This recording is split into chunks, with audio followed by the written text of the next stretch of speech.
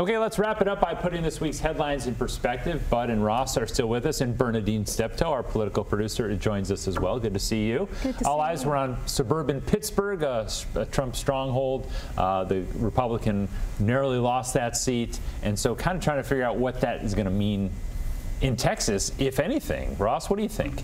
Well, I think it's going to tell the Democrats and the Republicans what to target, and they're going to be looking for districts where Republican incumbents in particular, or open seats, where Trump did poorly in 2016, might be opportunities for victories like the one in Pennsylvania. You know, Democrats were 20 points behind in Texas, but so was Connor Lamb in this district. They felt like they closed the gap to about 10 with the last elections, maybe 5 points since then. Question is how close they are. But remember, I mean, Connor Lamb's a blue dog Democrat. This is a moderate to conservative Democrat. They call him a Republican. Right. Republicans call him a Republican. Who didn't buy into progressive Democrats.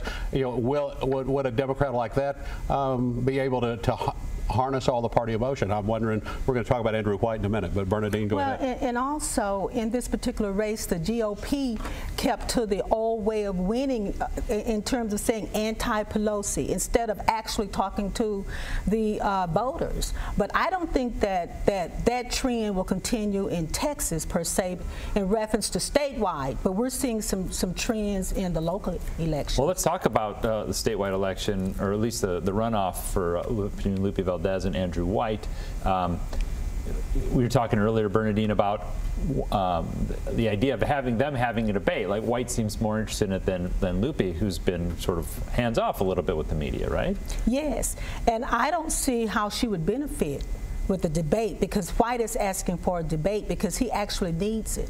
I don't see how she would benefit in the sense that her campaign was not one of the best, but she still garnered almost 43% of the vote, and he 27. So I don't see how it would benefit her, and she's the one who's sort of hanging back in terms of debating. Well, you know, Lupe's the one who's benefiting from the blue wave in this. She's the one who's benefiting from the voter registration, from Latino voting, from the progressive voting. They're casting Andrew White as the middle-of-the-road moderate, but he just doesn't have his name out at all. Most of Texas still doesn't know who he is. I'd be interested to hear what Ross thinks. Yeah, I think there'll be a debate, Ross. Will they debate? I think they'll probably debate, but it pays her to lose. There's no purpose in a front runner tapping the brakes and letting the second place finisher catch up, and that's what this would amount to for her. She's ahead in the polls. She was ahead on election day. She enters the runoff ahead. There's no reason to give him opportunities until late in the game.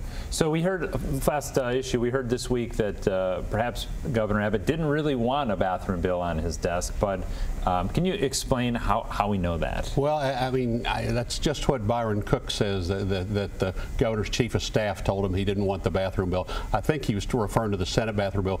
We just heard Ron Simmons. Ron Simmons' bill was kind of a mild bill. They jokingly called it the consolation prize. It was a bathroom bill, and Ron Simmons said that the governor would have signed his bill. We don't really know at this point. The session's been over quite a while. Well, and then it makes you wonder why now.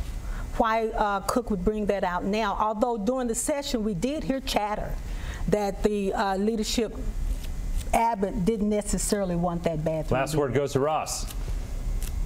I think Berna Dean's right. I think this would have been potent political information during the session or even before the election. They waited until after, and now it's just a footnote. Okay, thanks, guys. I appreciate great roundtable. Another good episode here of Inside Texas Politics. Jason Whiteley's back next week.